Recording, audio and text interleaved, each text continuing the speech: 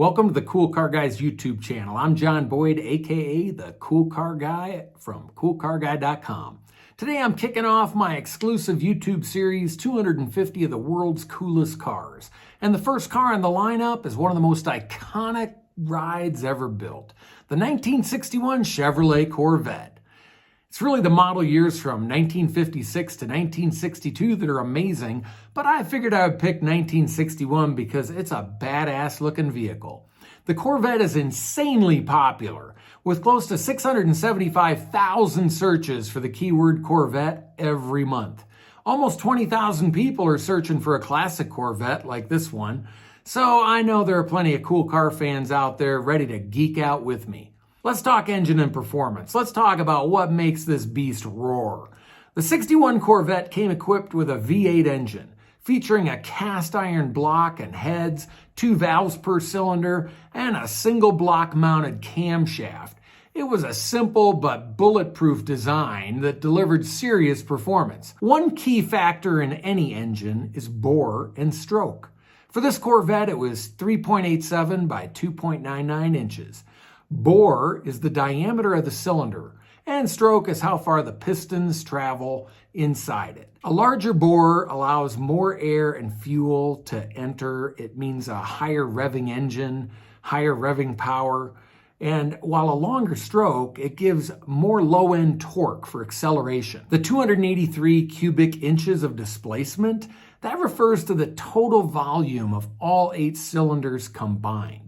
More displacement, it means more air and fuel can be burned, which generally leads to more power. Back in 1961, a 283 cubic inch V8 was considered a great balance of power and efficiency, especially in a lightweight sports car like the Corvette. But here's where it gets even more exciting: the 11-to-1 compression ratio.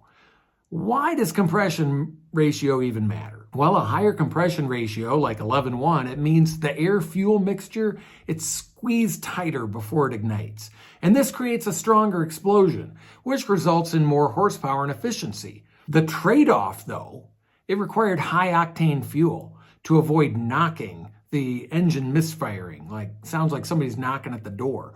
Meaning this wasn't your average grocery getter. I mean, this is a little high-performance sports car.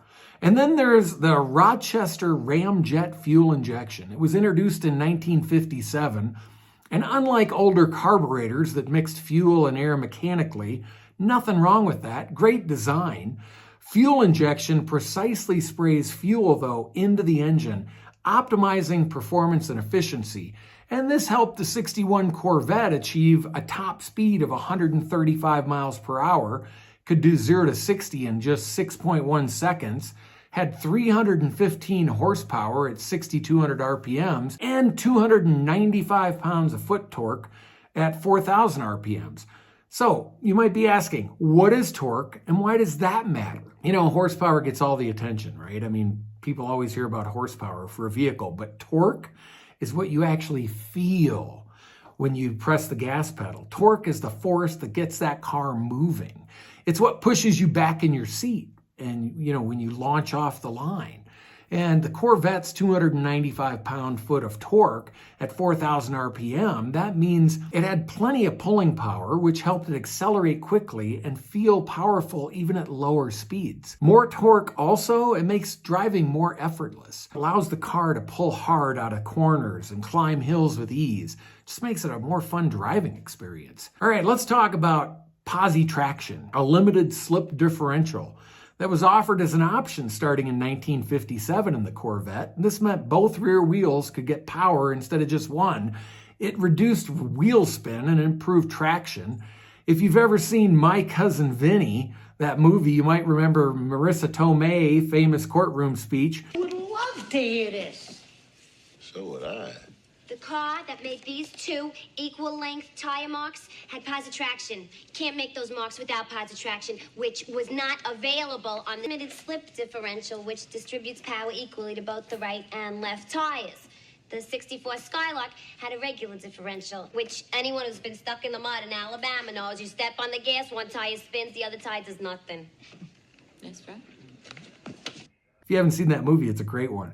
Well, this Corvette had it, and it helped keep all the power under control. And it came with a 4-speed manual transmission, meaning many of today's young drivers, they wouldn't even know how to drive this car. No, I'm just kidding. There's a lot of car freaks that are out there who just love to get behind the wheel of this ride. Okay, let's talk about design and body.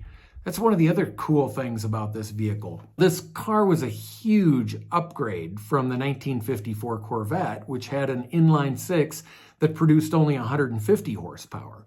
Corvette fans in '61, they were hyped about its progression as a premium little sports car. And one of the coolest things, the body was made of fiberglass, which many people don't realize. Fiberglass helped keep the weight down. It allowed for that sleek aerodynamic design that made the Corvette legendary. If you're a surfer, you know that surfboards are made out of fiberglass.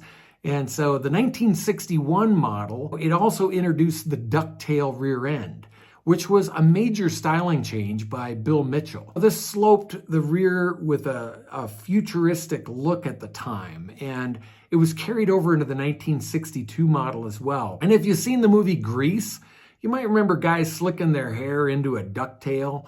I wouldn't be surprised if Chevrolet capitalized on that trend from that era.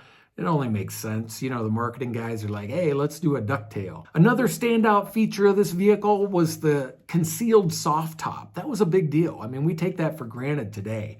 But unlike many European sports cars at the time, the Corvette's top could be completely folded down and locked under a cover, giving the car a much sleeker and cleaner look when driving with the top down. It's just a beautiful looking car. I want to talk a little bit more about the fiberglass aspect though. Corvettes have a rich history of using innovative materials for their bodies. It's one of the other things that's really cool about Corvettes.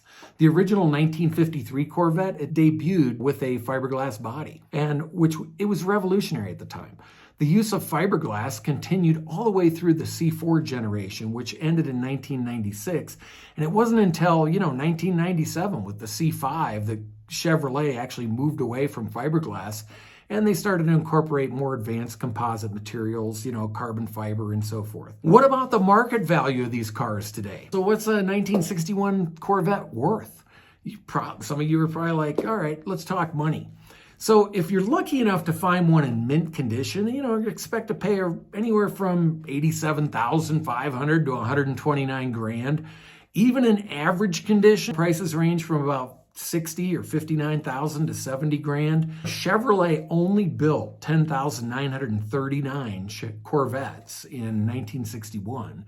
And it makes it a very rare and highly sought after classic. Like I said, a lot of people search for this every month. All right, so if you own one of these incredible machines and you want to showcase it, show it off, let other people see it, or you want to sell it, you can list it on coolcarguy.com for just $49.95 for an entire year.